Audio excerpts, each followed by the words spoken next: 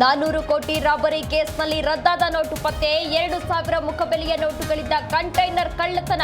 Belagavi SP K Ramarajan ಮಾಹಿತಿ.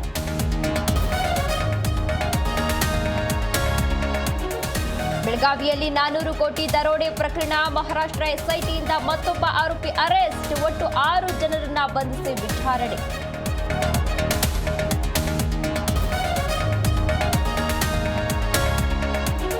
ದರೋಡೆ case ಬಗ್ಗೆ ಮಹಾರಾಷ್ಟ್ರದಿಂದ ಪತ್ರ. ತನಿಖೆಗೆ ನಮ್ಮ ಪೊಲೀಸರು ಸಹಾಯ ಕೇಳಿದ್ದಾರೆ. ಬೆಂಗಳೂರಿನಲ್ಲಿ ಗೃಹ ಸಚಿವ ಜಿ ಪರಮೇಶ್ವರ್ ಹೇಳಿಕೆ.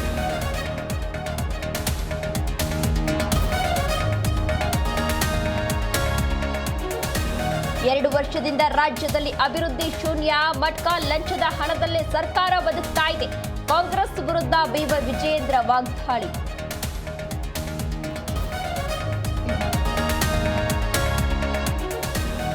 2026ರ ಪ್ರತಿಷ್ಠಿತ ಪದ್ಮಶ್ರೀ ಪ್ರಶಸ್ತಿ ಪ್ರಕಟ. ಮಂಡ್ಯದ ಹರಳಹಳ್ಳಿಯ ಅಂಕೇಗೌಡರಿಗೆ ಗೌರವ. ಸಾಹಿತ್ಯ ಮತ್ತು ಶಿಕ್ಷಣ ಕ್ಷೇತ್ರದ ಸಾಧನೆಗಾಗಿ ಪ್ರಶಸ್ತಿ.